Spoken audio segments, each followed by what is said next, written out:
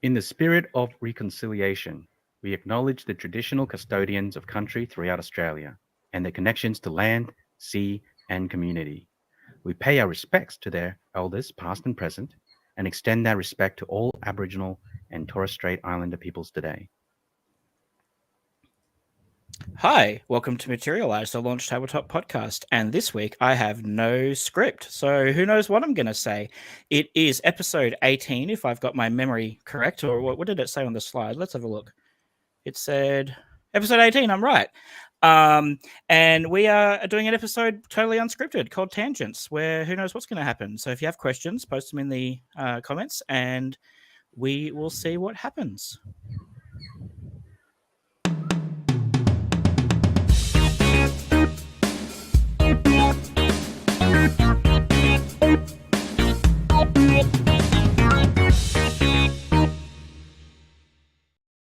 And I am joined by all the hosts this week. I think it's our first week with all the hosts. Yeah.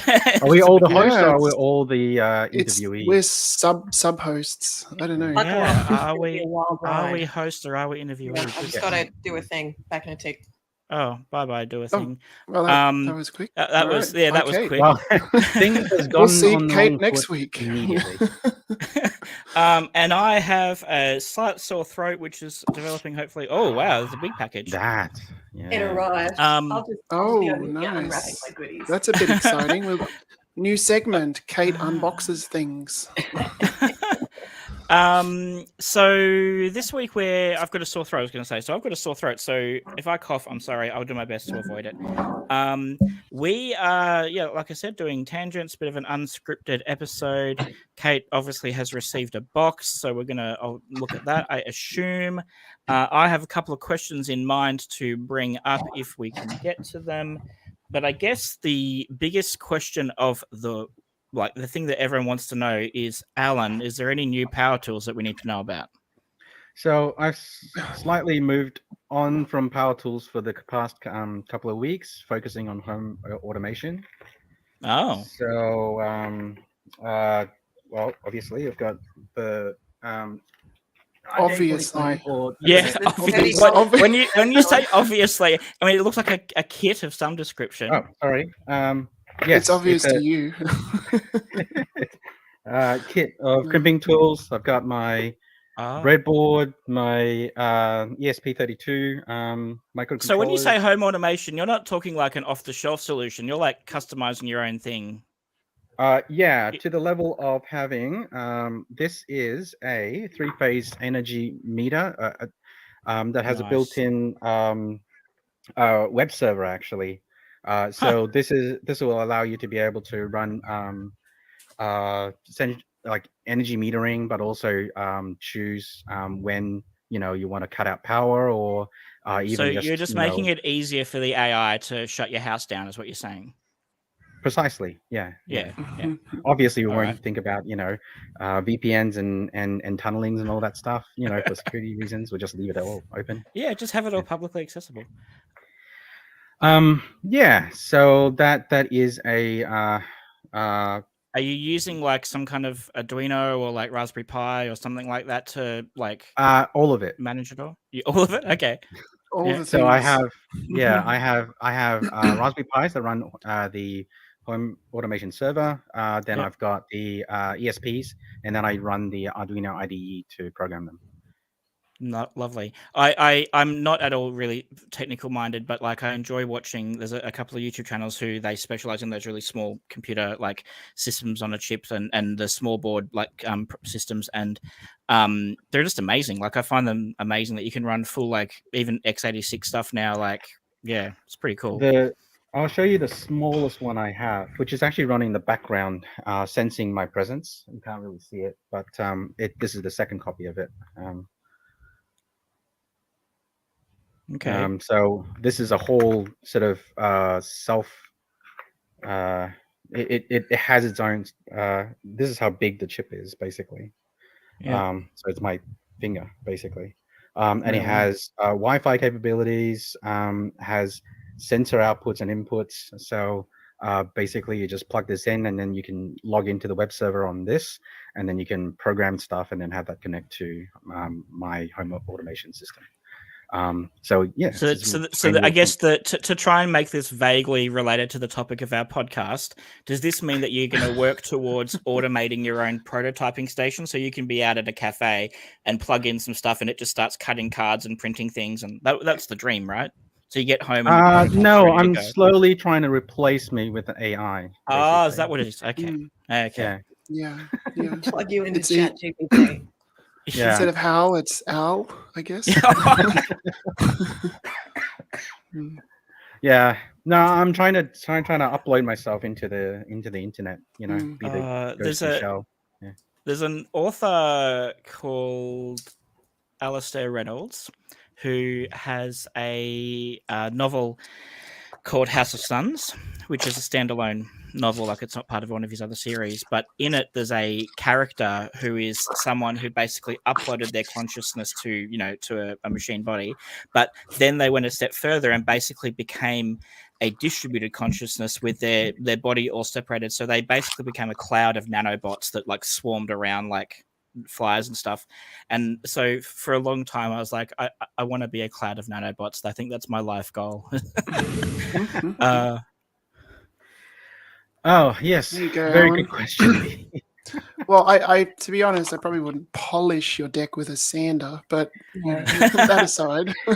Well, but technically it's not that different though, right? Like it's just abrasion that polishes. Yeah. Yes, but polish with wood typically is with some sort of lacquer or something that you sort of apply over varnish. the top. Or varnish. Whereas when you're polishing using those compounds, or even like fine sanding, that's usually used for like metal to get it to polish. But anyway, so orbital sander and belt sander. Belt sander is typically a bit more the utility of it is more about removing material. Because it's very directional. How it works. Yeah, it's very directional. Orbital sander, especially the random orbital sanders, they're really meant for fine more finish work.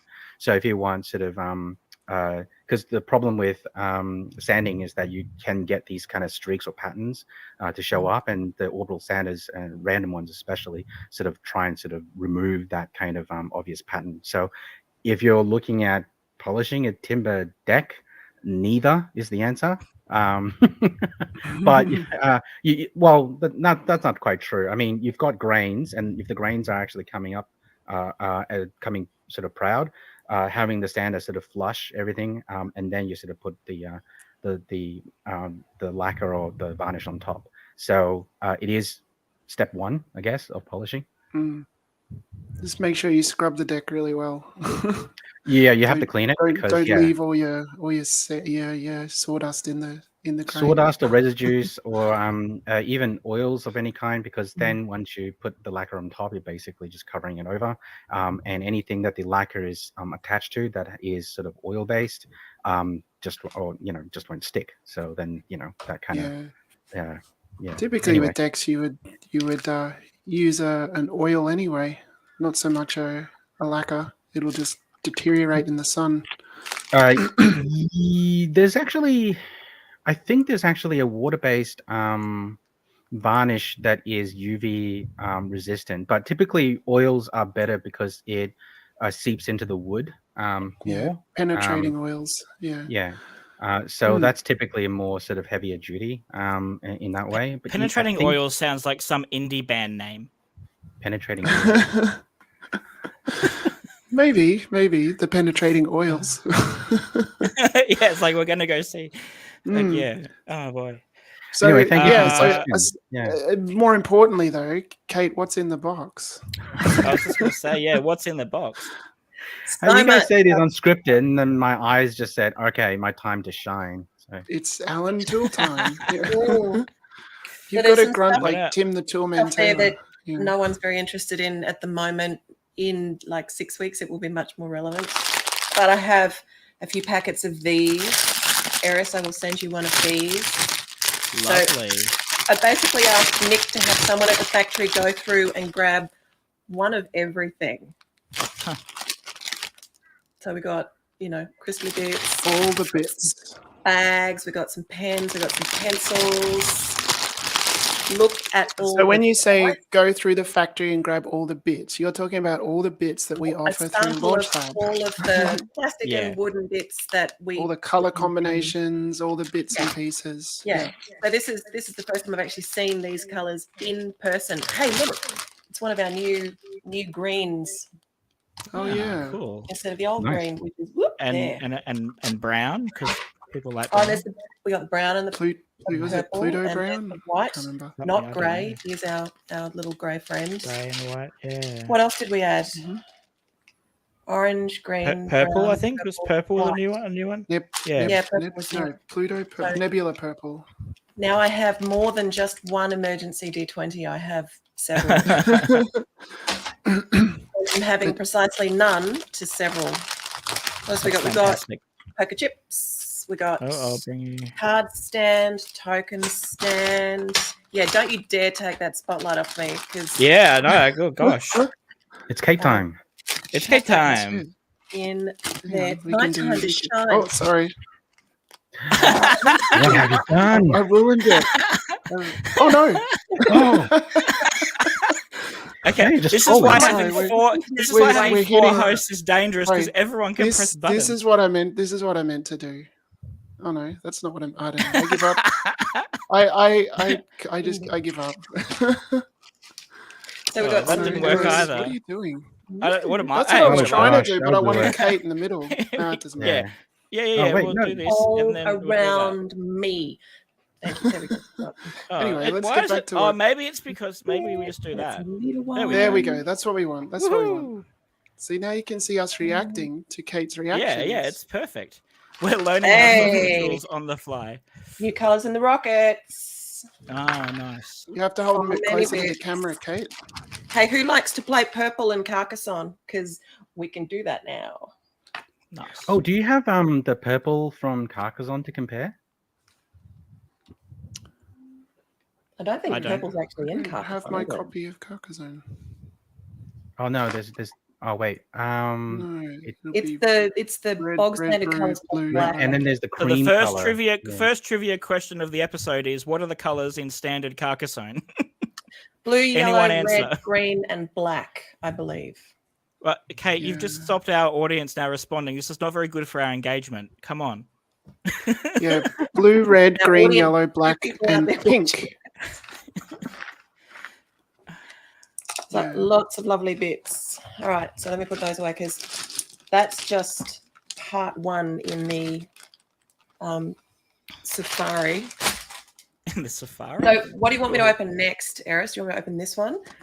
Well, Oh, this considering one. I have absolutely Ooh. both of them are. I don't. You're I don't know interested what's in in. both of See, the these. thing is, I don't know what's in the white box. I have an idea of what's in the printed box because I helped All with right, that. so we'll but- do the magical mystery tour with the white All right, box. Yeah, what's in I'm the? just what's checking in- the internet, the polls. Overwhelming majority, 97% says the white box. Oh, good. Mm. I like having hard data before we make decisions. Absolutely, that's what I'm here for. Hard data. You're like so. Hang on. So does that mean Ah, that you're kind of LinkedIn. like our What's the guy that does stuff on the Australian elections, like with the map and the like? does all Anthony the data? Green, Anthony Green. Alan's like our Anthony Green. the thinking Yeah, woman. except all the data is fake. Except all the yeah. Well, shouldn't have told you that. What are you saying about Anthony? Anthony Green. I'm saying he's a thinking woman's piece of crumpet. Thanks.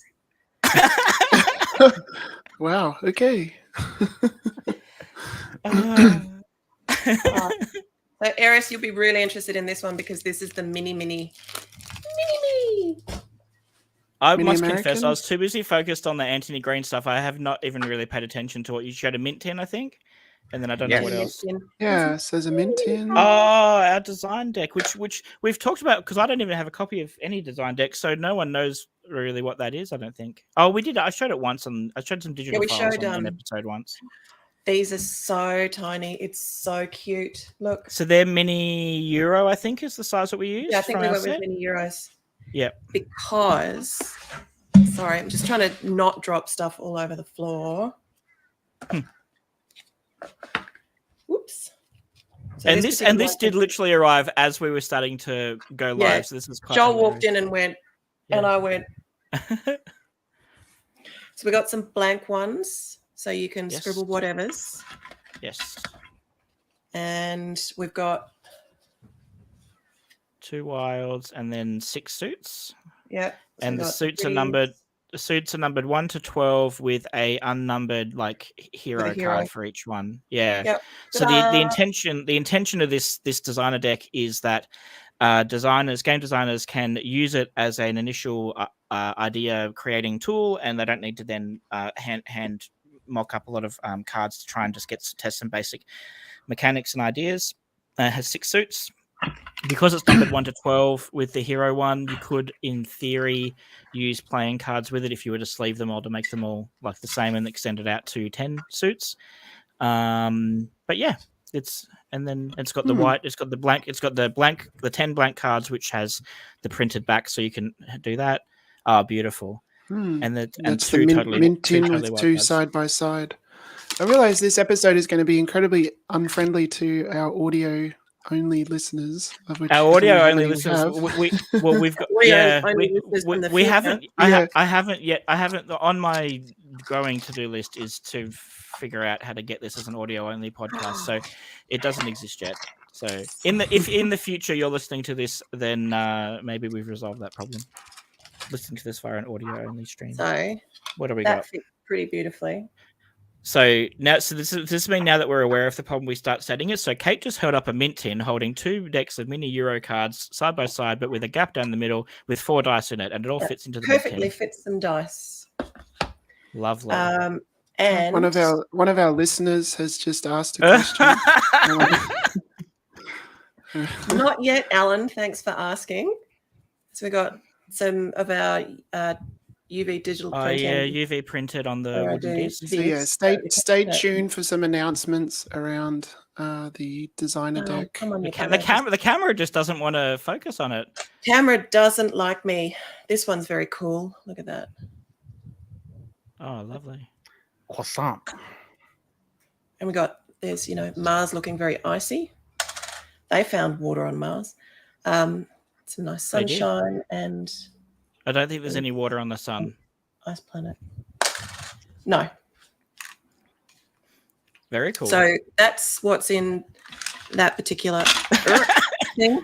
I just saw that someone from our official thing responded to Alan in the chat. This is like what do you call it when it's all feeding itself? It's like the snake eating its tail, like those ancient illustrations. Yeah, and we've got some bits to drop in the top to see what we can fit. So I've got a copy of that for you, and a copy for Sean as well, so we can Wonderful. Yeah, so we might as well announce that. So we've hired Sean to help us out. So Sean, oh crap, I left it in my bedroom. I've got his little That's not his design name. kit. No, I've got his little mint tin design kit, and so we basically have hired him to help us put together some for us for some Launch Tabletop versions. Look how neatly the little discs fit. We could jam 12 of those in there. That really inspires me to make a small game. So all of that in there.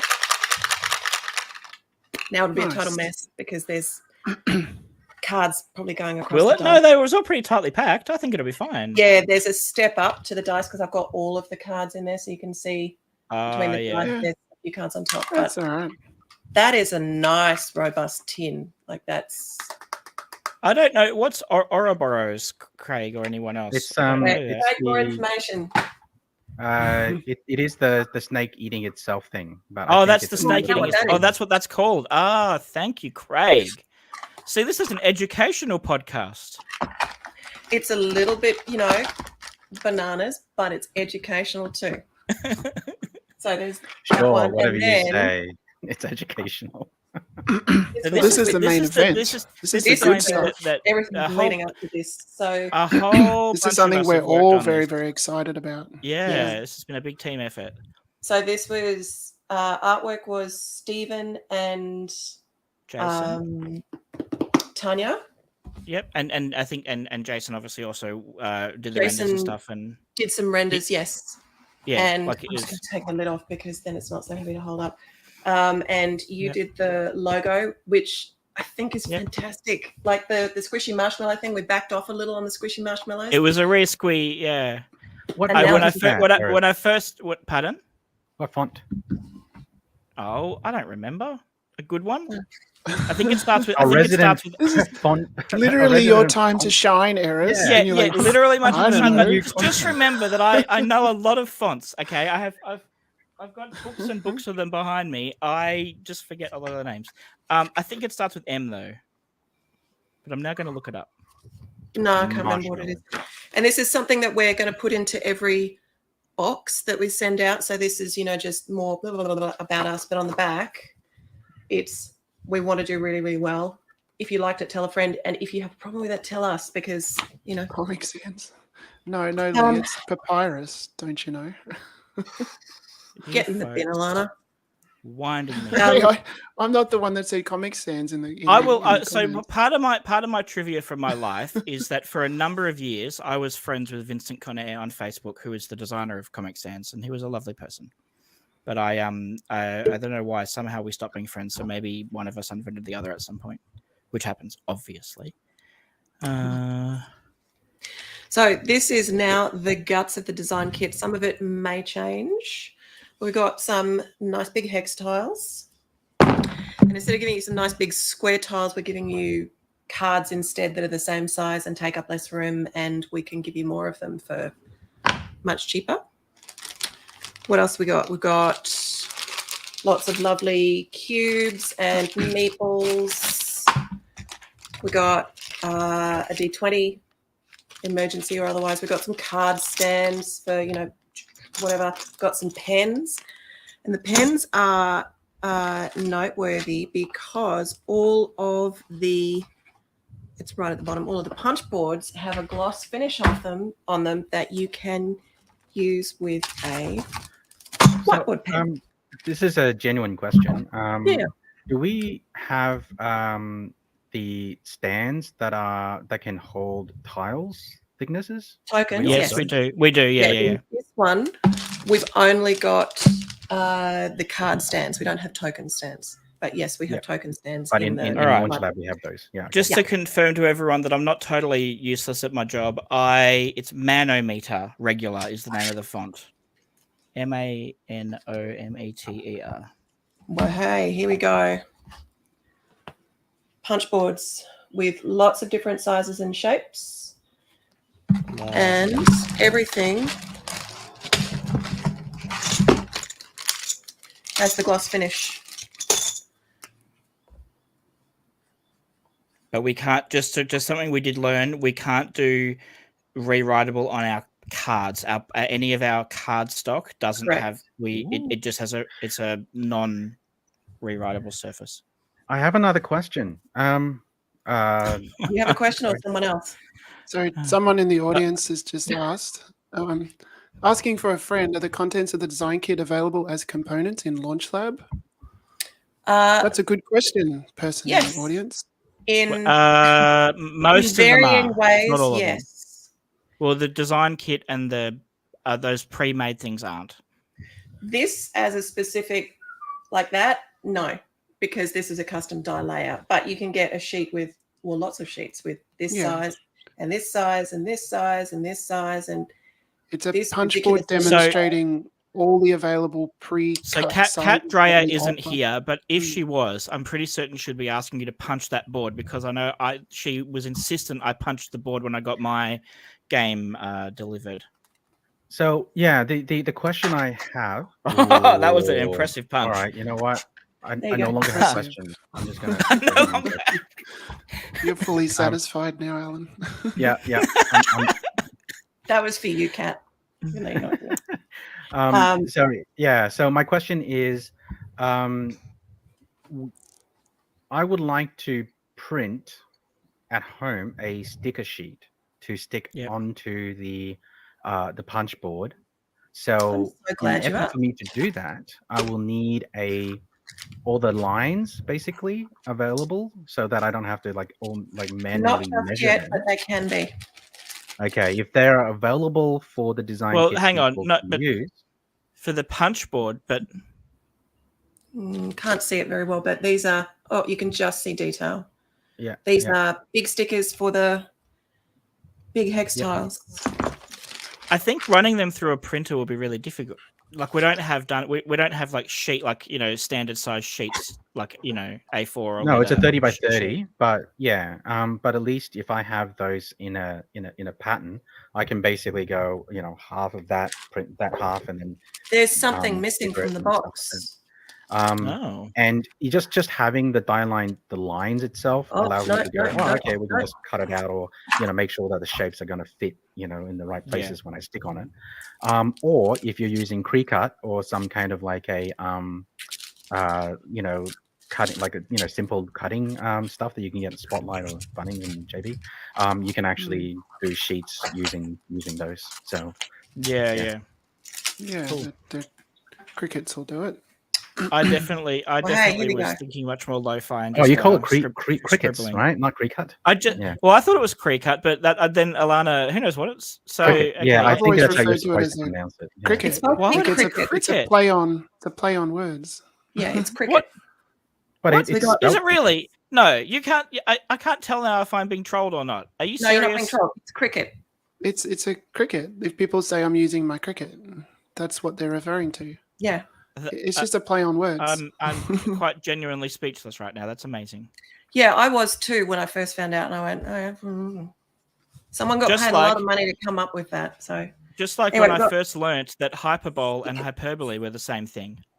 Hyperbole.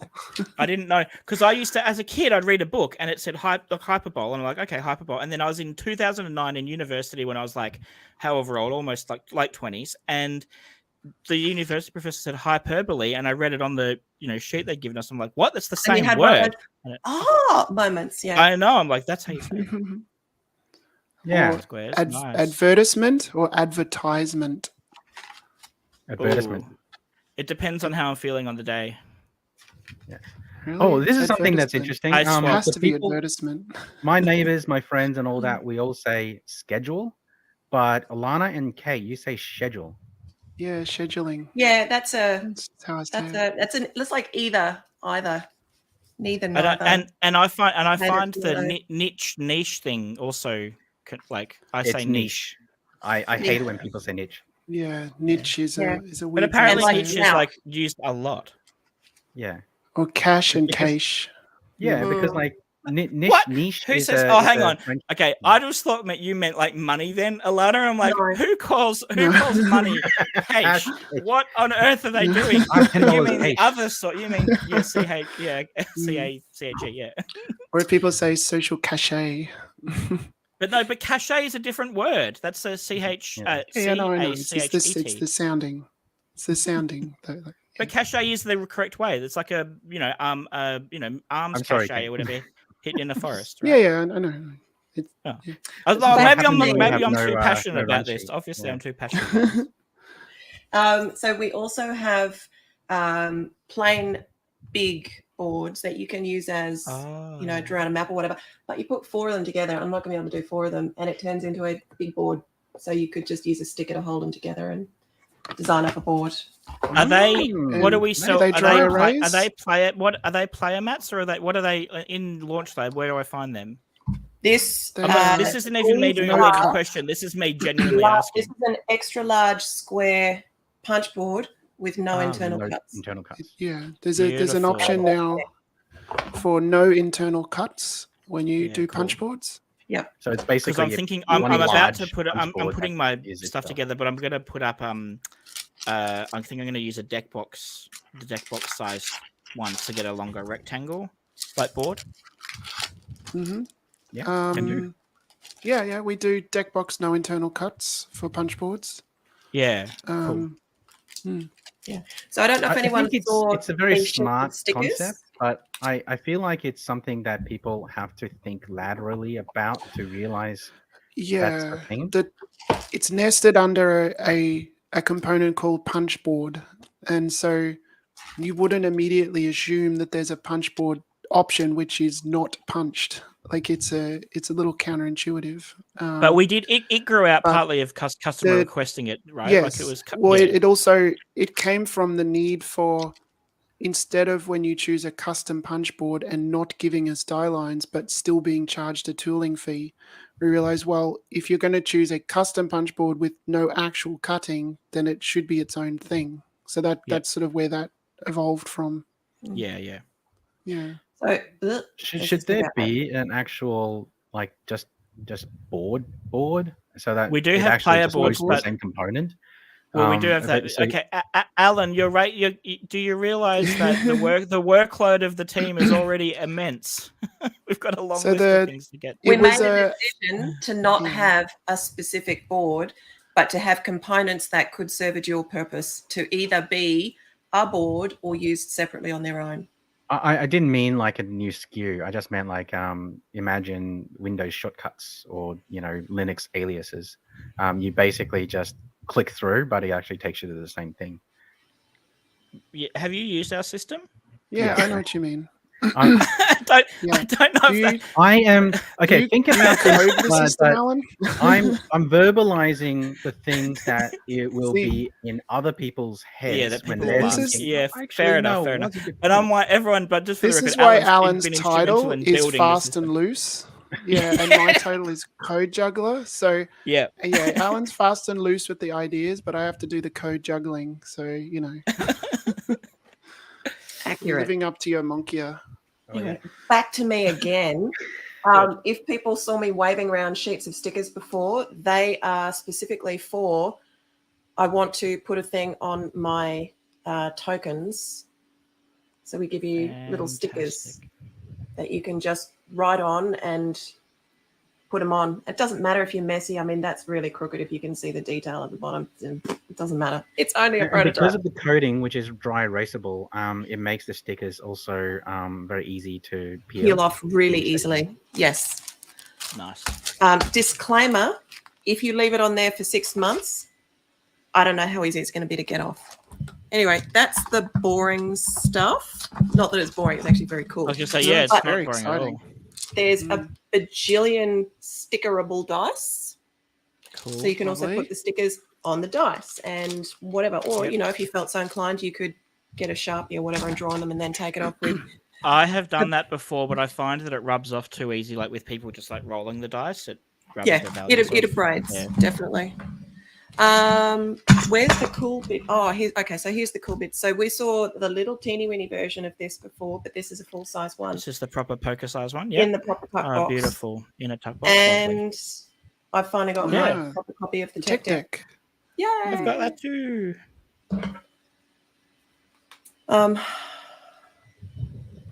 So that's pretty cool. And we definitely are planning on having these available for sale. We just haven't got the mechanics of that sorted out yet. Yeah. Oh, the coating on the tuck box is nice, Eris. Do we go for a matte or a gloss? Oh, we went for a matte. Beautiful. Silky. Oh, hang on, that one. Yeah, I've got the same one. That's what I've got here. Nice. Now the question is, was the order changed? Because I think Nick was going to swap the order of the cards around. Because on the one that I had, that it was like the reverse order. Let's check. I can break into the box. This live stream feels like just Monday morning team meets at the moment. Yeah, this is actually just standoff. But I don't get to meet with you enough on Monday mornings because I'm not in your regular that particular meeting circle. I get to meet with Kate on a Monday morning. Still in the back. It's the reverse. So to those who are wondering, that one may have been printed before we. Yeah, that'll be an older one that was done at the same time as yours. Can you explain what the point of the tech deck is, Kate? The tech deck is designed to give people who want to understand how to do a better job or understand how CMYK blending affects what they choose. Like things like font sizes, how fonts scale, that kind of thing. I'm just trying to break into it. But, I'm going to put me in this. If you've ever wondered, like me when I was first starting out, just how small a font you can get away with in a card, because sometimes when you're making a card game, for example, and you have like a paragraph of text, you go, oh, maybe I can just squeak by with 5-point text, or maybe it's too small, and you start Googling, Survey and then you says never get a no. right Oh, answer. You hate You can just look at that sheet. my vision is getting worse, and I'm beginning to become a person who genuinely hates small fonts, and it's very frustrating because as a graphic designer, small fonts are wonderful because they can be shaped into like lovely but paragraphs they're and so stuff. user hostile. Yeah. It's just So- it's a gigantic to your users, to be So- honest. Yeah, I had like as a good example where small fonts actually becomes useful is say that you want to credit the artist in the art in the card, but you don't want the text to actually be too obtrusive because most people are there to play the game, but you still want to credit them. Then you want to be able to find a font size that is just large enough to be legible. Yeah. Yeah. But Like not so big that it kind of overtakes the Magic card. and other ones are good like guideposts for that. They do Yes, that. but it doesn't. See, that's where the tech deck tells you, because it tells you if you have a dark background with light color, what font size can you go down? You can just see what it's basically a reference chart. Yeah. And I even so I worked on the tech deck. It was one of my main projects, so I'm very proud of it. But one of the things that really well. One of the things that we did is the bottom text where it tells you the weights of the font. I've said this text is set in 5 points. So when you're holding it, you know which one of those sizes it is, just to give you a bit of a. So this one's Vervine, which is a handwriting font, and it's set in 6.5 points, and that's basically unreadable if you are over the age of say 45. So people who haven't yet hit that magic number of 40, this is just a general PSA. Just know that if you set your text small for your eyes, age 25, everyone over 40 feels like you just gave them the finger. So another thing that you can use with a tech deck as a game designer is when you are designing a game, give the card give the card with the different font sizes to different players. So for a kid, for an adult, for someone with vision impairment, and let them choose which one they feel is like, if it gets any smaller, then this thing is illegible. So then you can have like a good sample size of, okay, I physically have a tech deck with me that I can use to get samples of my audience. Lighting is really important too. Like a lot of times games are played in poor lighting situations where you want. So then you can just use the card to actually put it in those poor lighting conditions and see how it looks. So the other big thing. Oh, sorry. Yeah. So the other big thing. Can we keep interrupting it? Is this like a comedy sketch now? No, everybody's shocked. I'll just finish off with one last point. Is that the tech deck is when we were coming up with it, we realized that as graphic designers, there's a lot of these kind of reference materials that you can have as manufacturings or production people. You have references for them for thicknesses and sizes and all that stuff, but they all are very specific to their industry. So the tech deck is really our like ultimate guide to references for game designers for all game related stuff. So it does touch on sort of colors and art and stuff like that. It also touches on like production and thicknesses and stuff, but you can't really get one set that kind of covers everything that you need as a game designer or a game creator. So that is what this is for. So we'll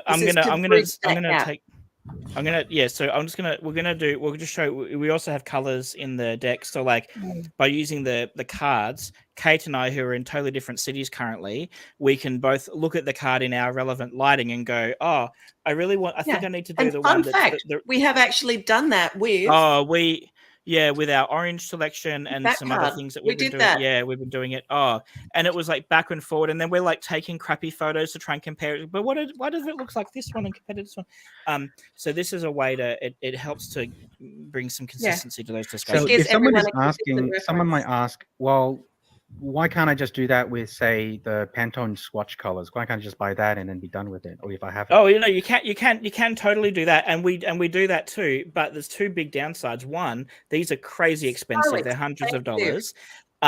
Two, Kate and I have different versions of the books. So her version has more colors than mine, so they don't match. And number three is that it's not version printed is on the it's not actual our actual card that printer. you're going to print. Well, hey, you read my mind. It's so the whole point of the tech book is that it's going to be It's like we've been doing this for a decade. It's amazing. And at some point we are going to release a PDF version that you can download and take to your whatever printer of choice and do your own, get your own set printed. Copy. And then you can, whatever printer you use, or if it's your home printer or whatever, you can have something to work with that you know is consistent. So if someone's sitting at home with their tech deck designing their game, doing the graphic design, and about to put it into Launch Lab, the idea is that if they have this tech deck and they're following the samples and guides that we have in the tech deck, that's how it will be reproduced when it's printed in Launch Lab. Within a margin of error. All printers have variants, and there's a whole like Alan can talk about this for hours, but there's a whole lot of factors that can change the way it's looks. But within within a high degree of certainty. So color reproduction. Line thinness, font size. We've got the line on a line desktop printer and that hasn't been calibrated ever. Really, it might have been calibrated briefly at the factory. It won't look really anything like this. If you get it done at, say, Officeworks, or if you're in North America, what is it, Staples or Kinko's, those places, it will look more like this, but it's still going to be quite different. Whereas if you're doing it on professional machines, it will be a lot more like this because those machines get constantly calibrated. If you do it on a digital printer, it will look a little different to an offset printer because the technology is different. But if those machines are maintained well, it will be extremely close to what it's likely to be. But if I got, say, Panda to do this, and I got Longpack to do it, and I got Ninox to do it, they would be very close with some degree of variance. Yeah, so that's something that people might think is that, well, is Tech Deck really just for LTT stuff? No, it's not. No. Even if you don't get the PDF file and ask your printer to print it, the Tech Deck is going to be a very good reference point because at least, the entire Tech Deck is internally consistent. So that way, yes, there will be a shift, but that shift, it will be, a small variance between, especially with the professional printers, there will be a small shift, but it's all shifted in a consistent manner so that at least you can still use that as a reference. You don't actually have to go, oh, well, this is really only good for LTT stuff. So we're, I'm only going to buy this, so I'm using LTT. No, you can get this and use it for Kinko's, for Officeworks, for whatever. Yeah, when we get our PDF ready. Yeah. You can basically say that I know that when Officeworks does the printing, it's always 2 shades darker than what this card shows. Like this is such a deep topic. I was going to say every Officeworks, and depending on the day, because some of them don't maintain their equipment as well as other places. But it is broad strokes how to do it. I think for me, the way that I'd probably approach it is I would try and get, if I know that I've got 3 team members, I'd try and get 3 sets printed at the same, in the same place, same time batch. Yeah, everybody and at least I know, okay, on that day, this is how they all kind of turned out. Yeah. But just last point, just a general advice for game designers who are very picky about color reproduction. Don't. Sorry, say that again.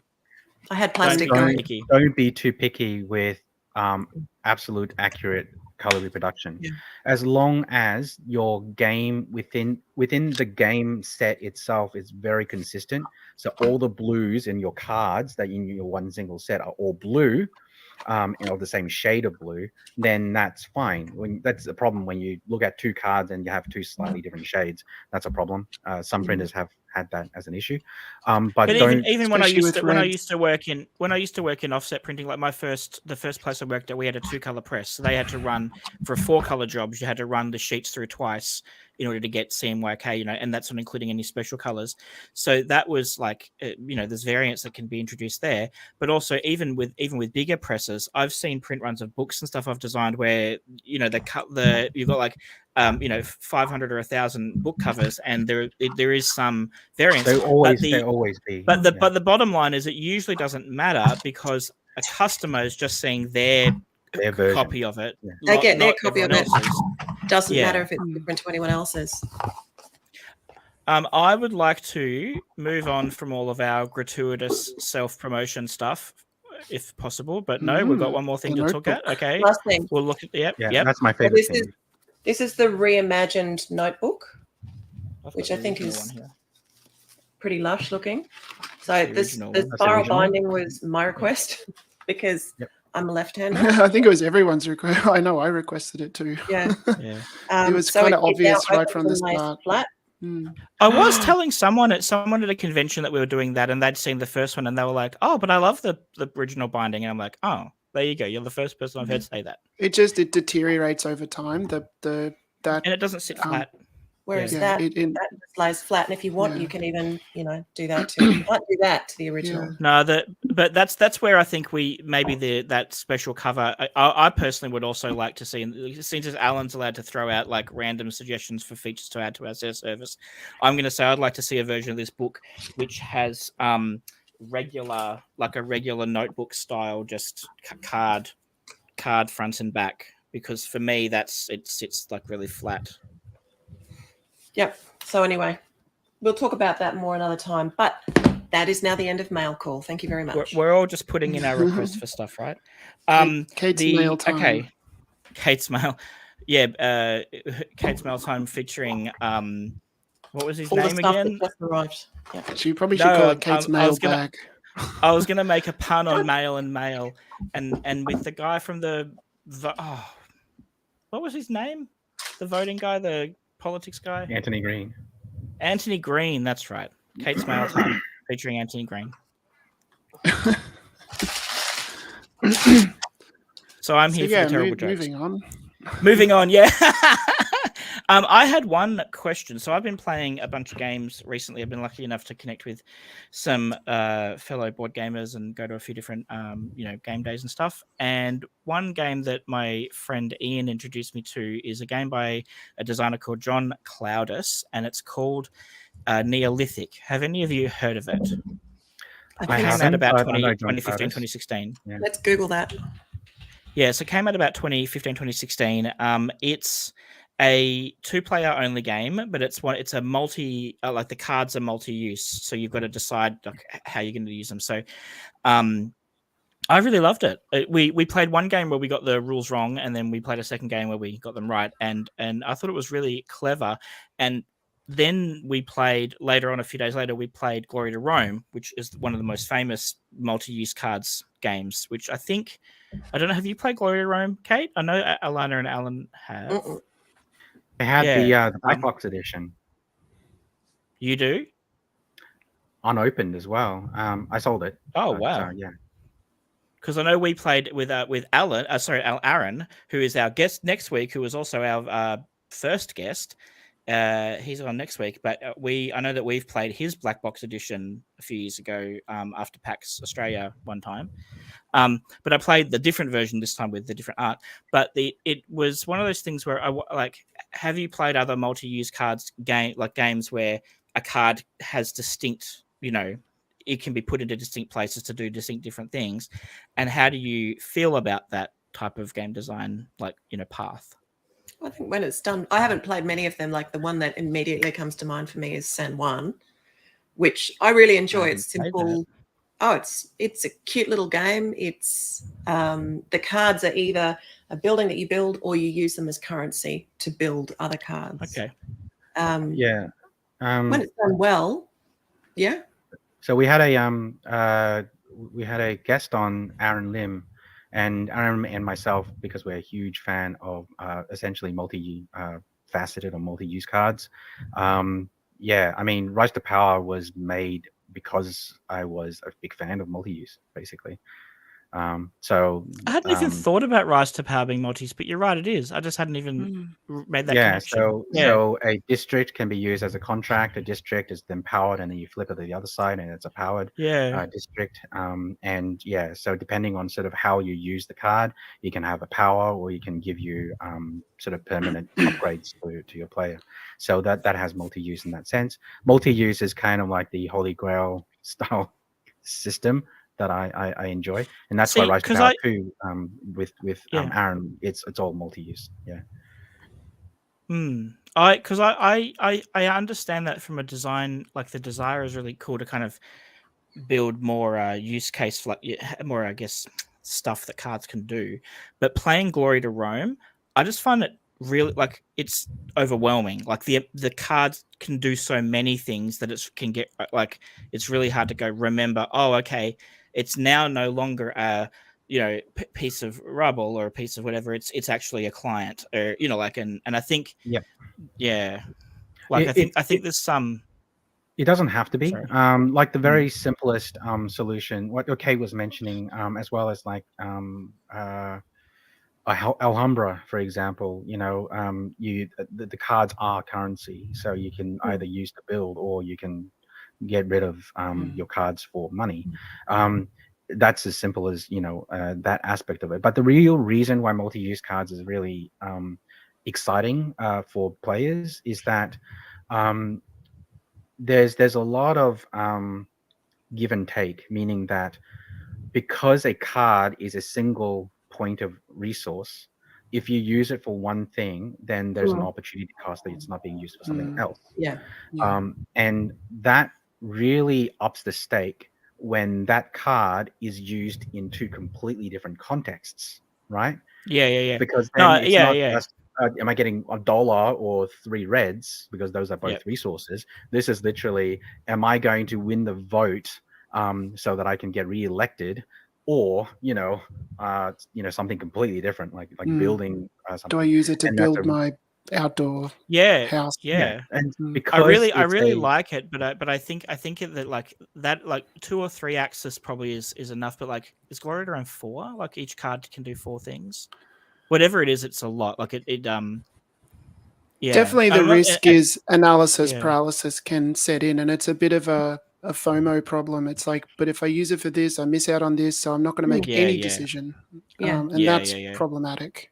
But then there's also mental load of just remembering all the possibilities. Yeah, that's probably more mapping what it I'm out, referring to. 6 steps down the line to think, well, if I use it now, it means later on I can do this and then this and then this and then this. Like, there's definitely a mental load on those kind of users for like multi-use cards, definitely. But you want to kind of, you want that immediate choice to kind of, you got to balance against like, well, I need to make immediate choices now and make those important too, not just make the long-term choices the overridingly most important thing. I hadn't thought about it until Alan and Kate both said about that other game. But like, because I've got in, for God's sake, I've got 2, like I've got a number on the corner here and a symbol, and they do different things. So like, as in the number is a set collection, you're looking to collect sets to build temples, but the symbols, when you're worshipping at temples, it's how you get points for worshipping. I hadn't even conceptualized that that's a multi-use, like that's a dual use of the card. Yeah, it's so funny. I did it intuitively without really being aware of it. I think the simplest uses of that kind of thing, it's a really elegant solution, and it's easy for people to go, it's either this or it's that. It's when you said like, well, if you've got 4 different things you could do with this, that brains are like, and the simplest thing is instant gratification versus long-term payoff. And if you you can have a simple version of that which is rewarding to the player. Without being too mentally draining, but also like the heavy one, like heavy. I'm calling Glory to Rome heavy, and some people will laugh at me for that. But like they're ones that there are more stuff to think about. I think those games need to exist too, because there are people that love them. Obviously, Alan and I wouldn't say Aaron it's heavy, are 2 but of them. it's deep. Yeah, it's heavy in terms of mental load for me though, because like I think people like, I know Aaron, when I play with him, he knows it well enough that he can formulate a strategy around what he's got. Whereas I guess it depends on your definition of heavy. So, like, the reason why I say it's not a person's dude. What? Well, okay. So I'll define what heavy games are. Heavy games for me are things that have a lot of parts to them, and not just physical parts. That is one aspect of it, but also the rules for those there's a very dense amount of rules. So like big 4X games, that's a heavy board game, because there's an economic aspect, there's all these different aspects of the game that makes it a very heavy game, because you have to like read almost like a giant textbook.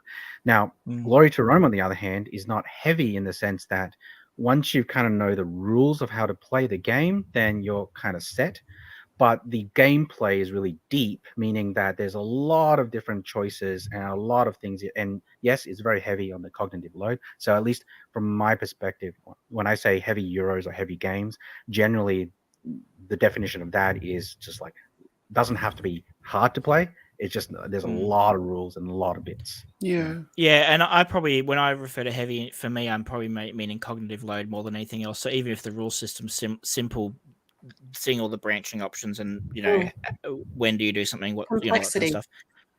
And with Glory to Rome, I think for me, it's the fact that it is hard for me to visualize how the card is, like the ramifications of my actions. So if I use a card to follow, like if I, you know, use it as a follow action, it can be hard to then remember, oh, hang on, now I no longer have that card to build as a building. Like I've sacrificed it, you know, for that, which is what Alannah was talking about.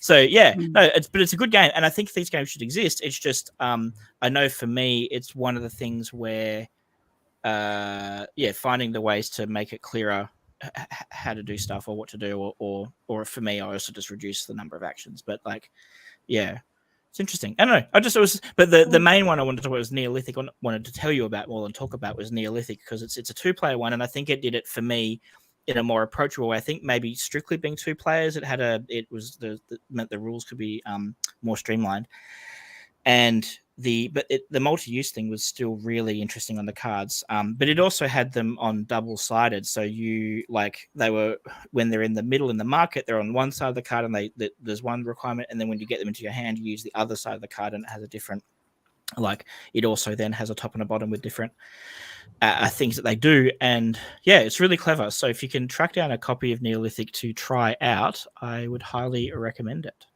Especially for John you, Cladis is one of the game designers that I've been following at the beginning of my board game career, basically, because I've got pretty much all his games, I think, all small box games. I would love for him to try out LTT, because I was thinking the same thing. Yeah, he I has know all his his stuff company is manufactured in the US. So that's right. He's very and it's a big part of his brand. It says all like made in the US and everything. Yeah. So he's been doing it for a long time. But he's definitely someone who I am now. I've just signed up to his mailing list, so because he does pre-orders on his website. So basically, he will do a pre-order for the small print runs. So I've signed up to follow that and see, you know, when Neolithic comes for sale, I'll try and buy it. Yeah. So I know there's one other topic that we could talk about for a little bit, which is the upcoming convention that you're going to. Oh, quick Gamma. Gamma chat. Gamma chat. Yes. Wait, we're going to a convention? Well, yeah. Have you got your passport? I booked your tickets. So have you done your pretty sure you're going? No, I have. I'm just playing dumb. Yeah. Yes, the 3 of us will be at Gamma, which runs along from with Nick April 23rd or 4th, whatever it is. We leave here on the 21st and we arrive home on the 1st of May. So I'm not really sure what's happening in the middle there, but we'll be in Reno for part of it. So for people who don't know, what does Gamma stand for? What is Gamma? Like, what is it? Game and Amusements Manufacturers Association, something like that.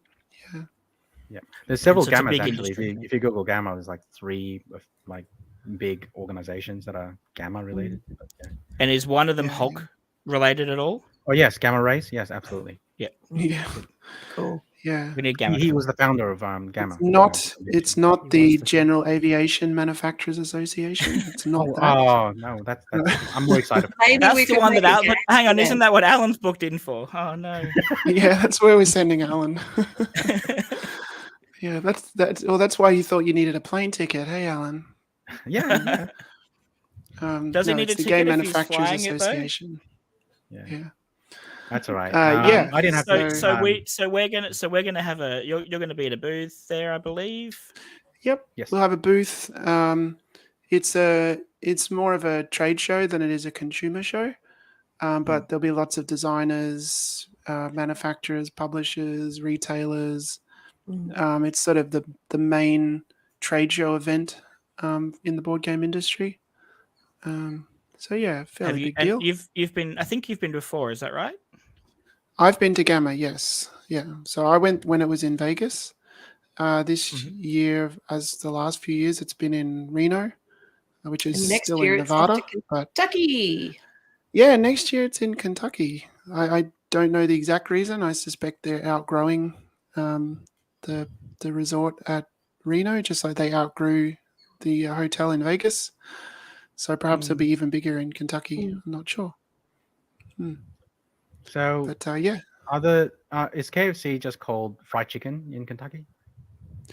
probably. Yeah. We don't call it that here. We just call No. it fried chicken.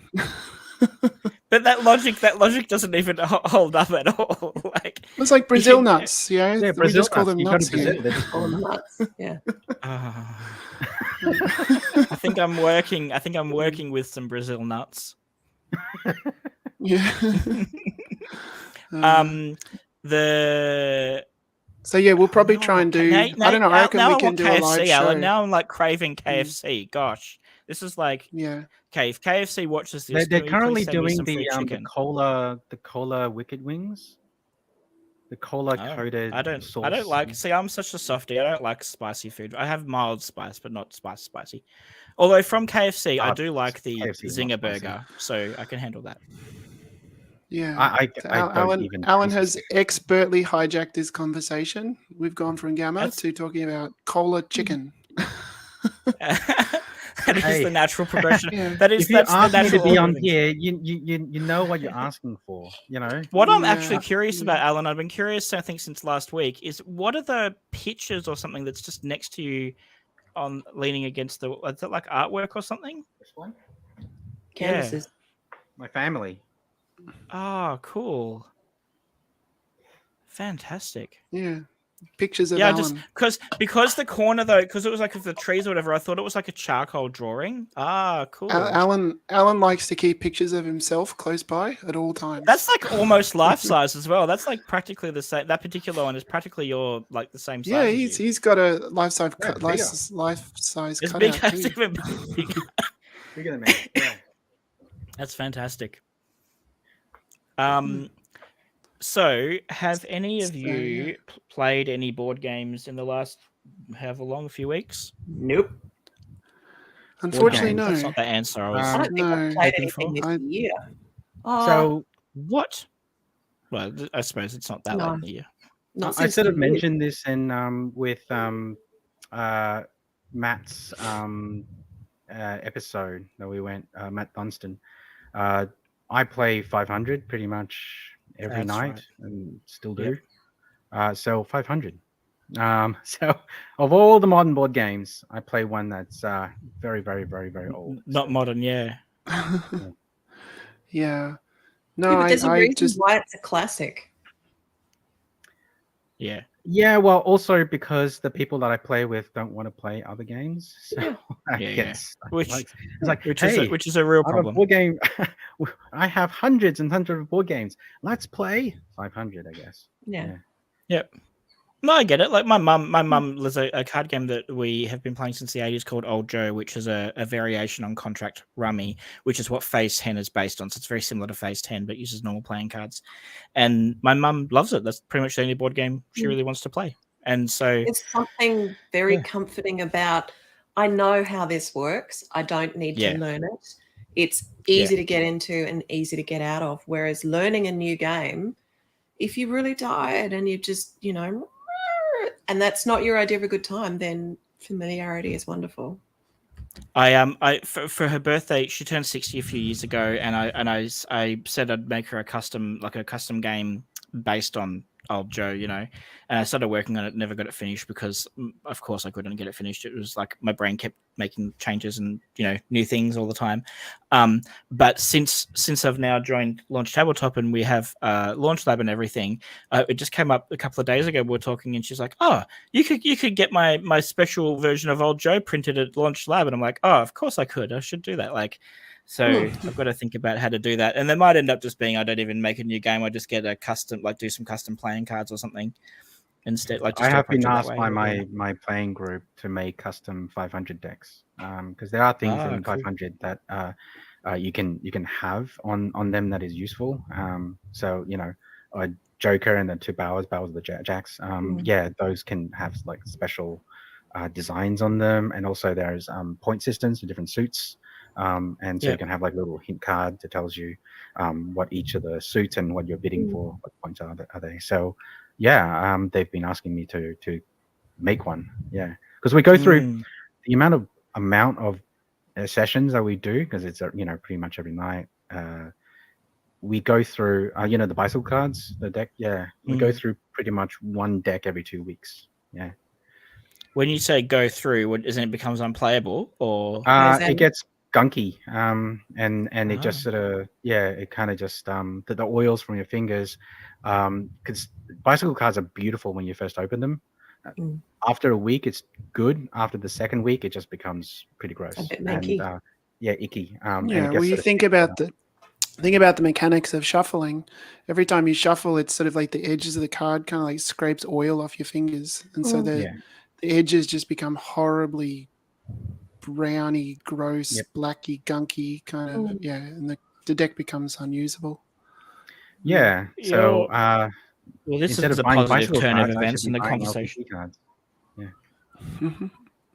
But won't they? I mean, I know that we produce some high quality. I've got samples that are high quality, but wouldn't the same, like, it'd be the same? It's still just cardboard and paper, right? Like, Well, sure, if you shuffle deck hundreds of times, but I just mean that if I'm giving business to bicycle, I should be just giving a business to our own company. to the company you actually work for. Yeah.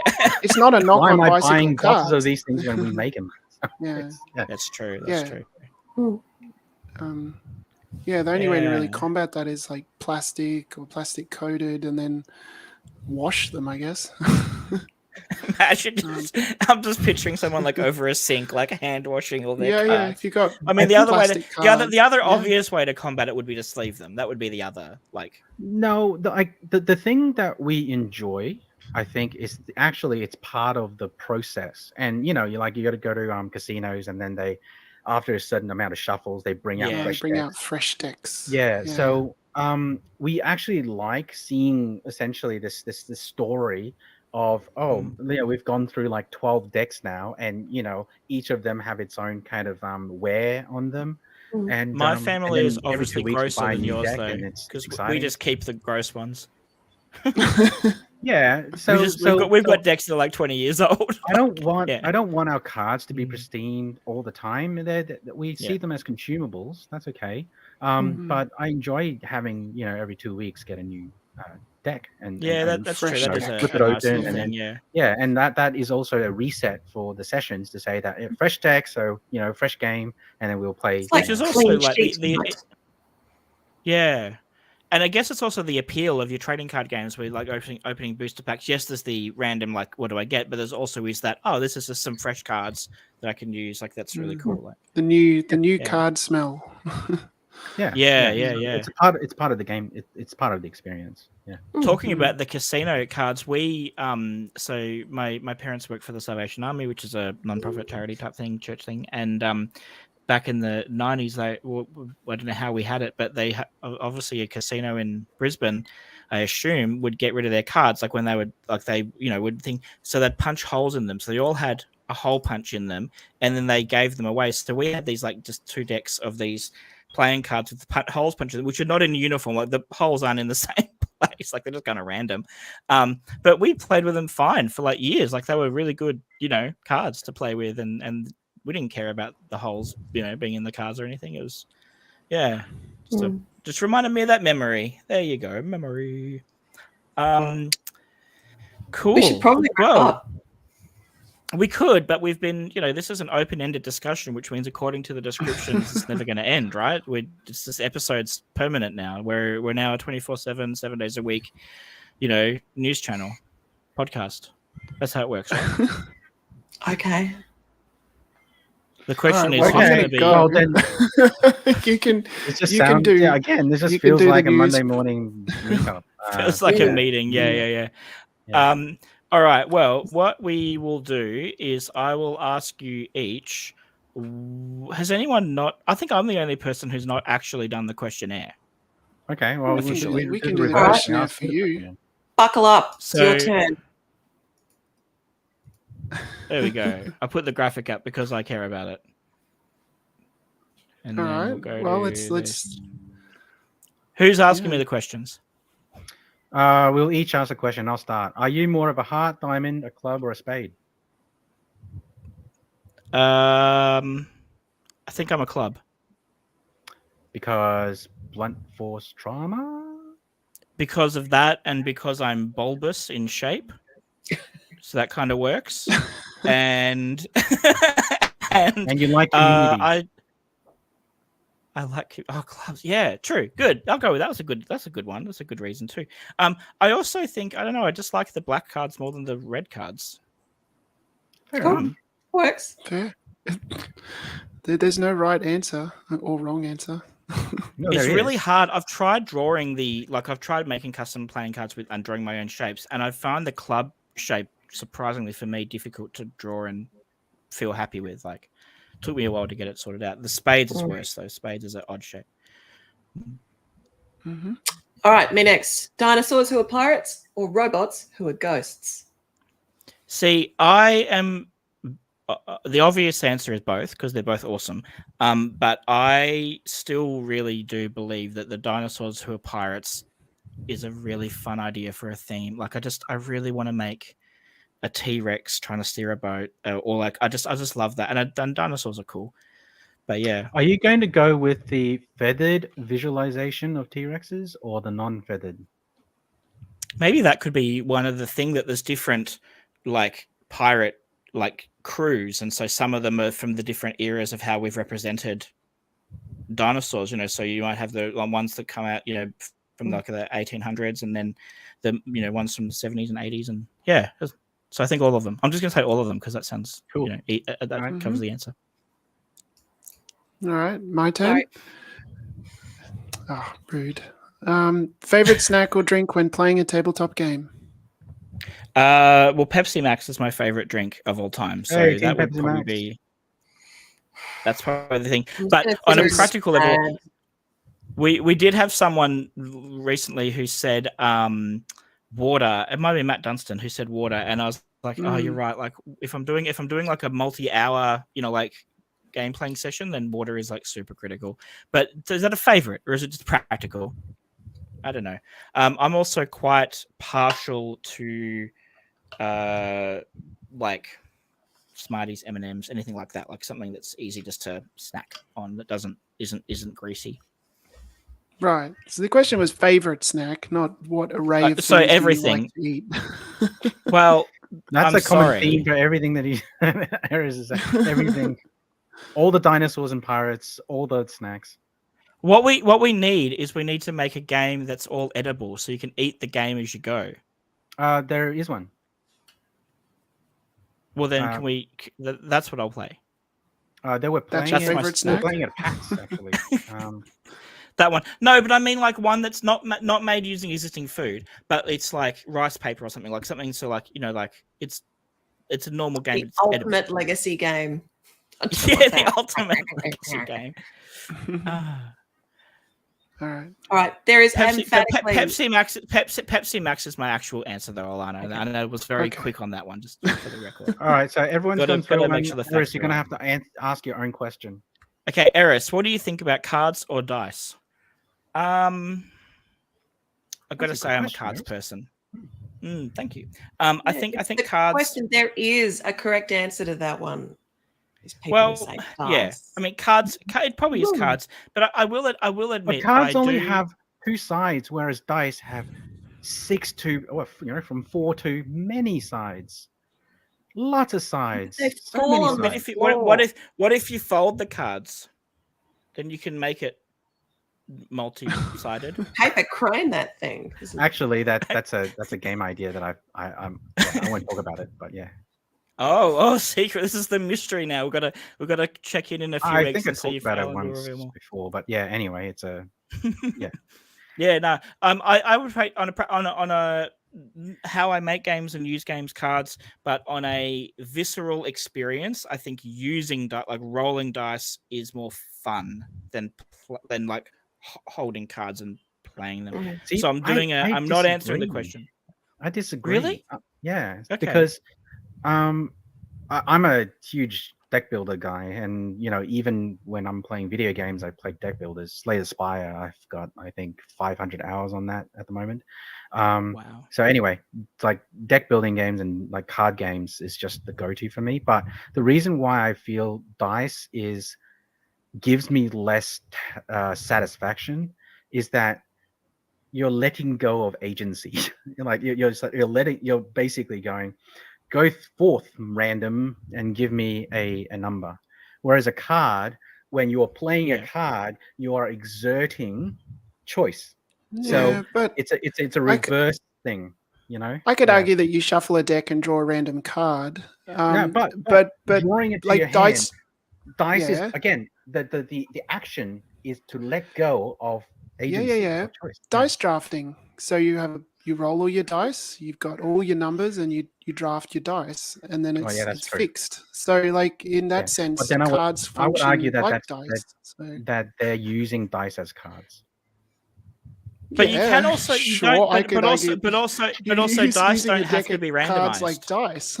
Yeah, I've got but like you can use dice as but you can use dice as like Shuffle. You set them to a value and then the game changes it. Yeah, absolutely. Yeah, I just meant more like conventional sense of like throwing the dice. What you said though about the physicality of like, you're letting go of the dice versus drawing the card, but you're also letting go of the card when you play it, like when you but when you're doing it, it's by choice.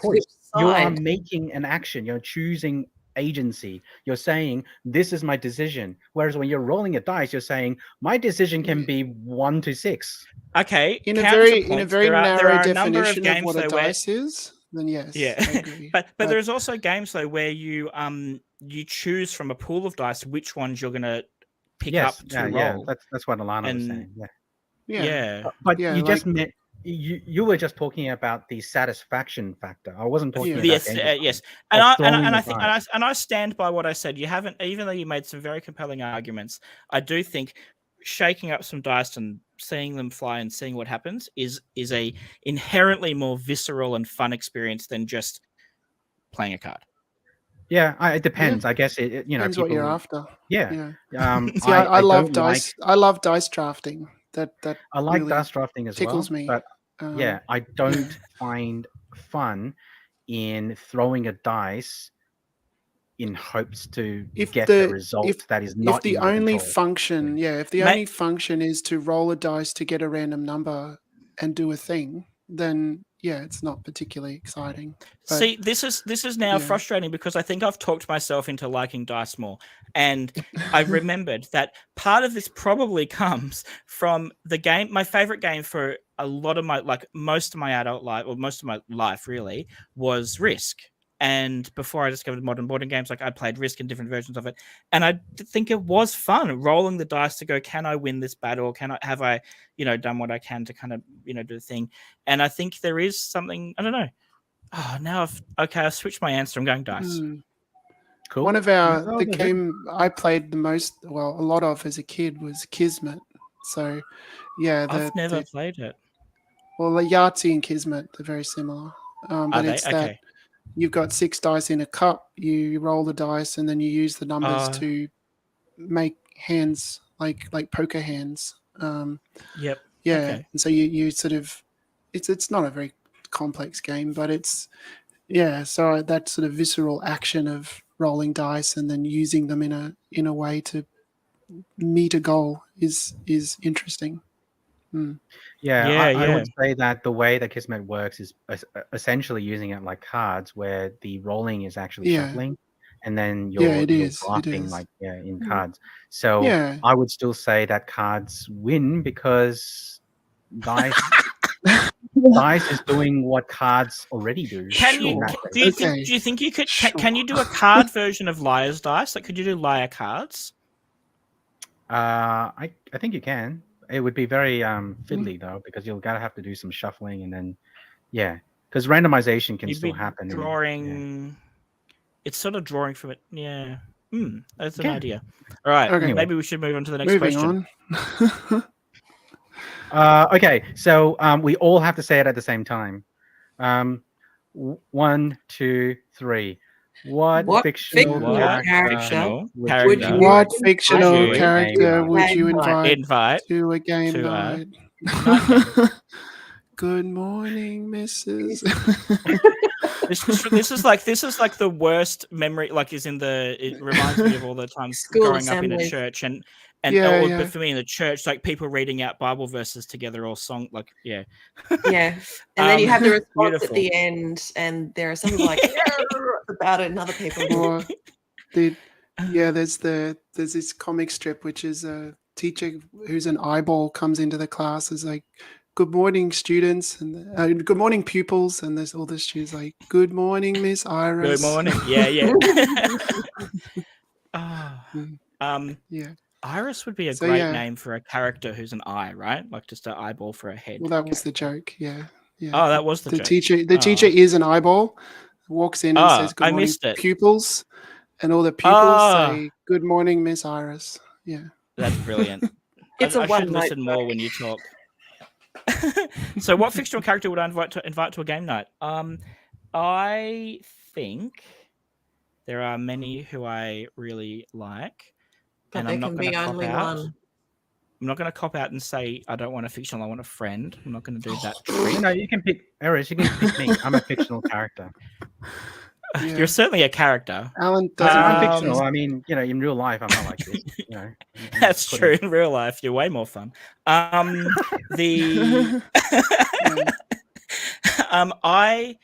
think I'm going to have to go with some robot because I love robots. They're like just the coolest.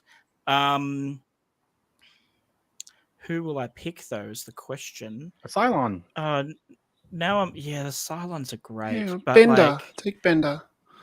no, Bender's see, okay, I like Bender Bender just steals a your money. lot. Hedonism but bot. I'm worried, Yeah. or he'll like punch me or something. Like if he flip the table, like he's not. No, It won't be the bloodbath that a Cylon would. So there's that. True, Imagine true. playing it and you're playing with a trader mechanic. Right, Ooh. who's the Cylon?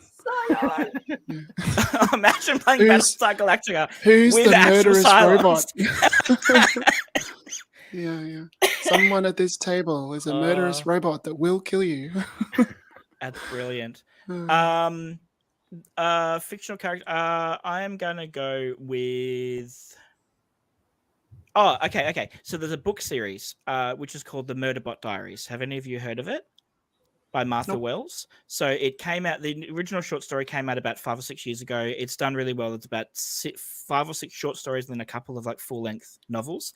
But the main character is called Sec Unit or Murderbot, and they call themselves Murderbot, and that's who I want. So look up the stories. They're brilliant science fiction, such good writing. And basically, the thing I love about this robot is it's trying to interact with it's separate. It's broken itself free of its like enslavement, and it basically is trying to interact with humans. And all the books are just from its perspective with its own thoughts, so you don't ever see anyone else's perspective.